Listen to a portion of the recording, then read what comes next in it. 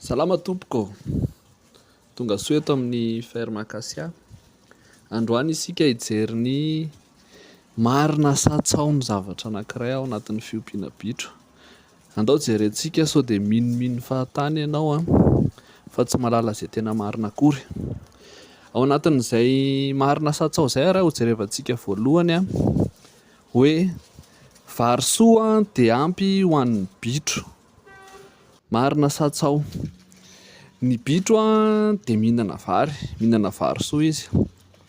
Fa ao anatin'iny vary soa iny, ao anatin'ny vary misy ny atao hoe amidon, izay tsy tsara ho an'ny bitro ny mihinana amidon amina fatra be loatra.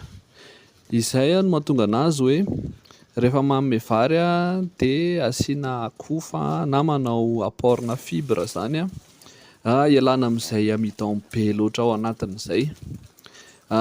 Tsy hoe tsy mihinam-bary izy zany fa tsy azo atao be loatra ilay izy satria ny amidon iny dia miteraka ny ataontsika hoe ballonnement, dia avy eo misy diarrhée izy dia manaraka an'izay izy tsy mety mahazo aina ilay bitronao dia mihena ny fitombony.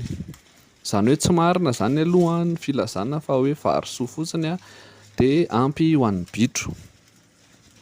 Ho jerevantsika faharoa hoe araraka ao anatin'ny tranom-bitro fotsiny ny vilona dia izy no mihinana an'izay tiany ao. Inona ny zavatra misy? Ny zavatra misy rehefa amenao vilona fotsiny izy araraka ao anatin'ny tranom-bitro ao dia ohatran'ilay mitsapatsapa ireny ihany isika manao an'ilay fiompiana, hany ka lasa misy tsy fahampiana akora eo an'ny bitrontsika, na misy an'ilay ataontsika hoe carence zany ao anatin'izay raha vao izy no asaintsika misafidy sy mihinana an'izay tiany eo. Na koa amin'ny lafiny ilany mahery mihinana be ilay bitro dia lasa obèse izy, lasa matavy loatra. Dia ao anatin'izay misy n'ilay ataontsika hoe fitomboana tsy ara-dalàna na croissance inégale zany. Dia mazava ho azy rehefa tsy ara-dalàna ny fitombony dia mihena ny vokatra azo. Sahirana isika mampiteraka bitro. Izany hoe tsara ho an'ny bitro zany ny manaraka ration voalanjalanja tsara sy feno amin'ny filany. Izay indray aloha zany ny amin'iny faharoa iny. Ny fahatelo ny bitro dia mora karakaraina. Marina izany satsao. Inona ny zavatra misy?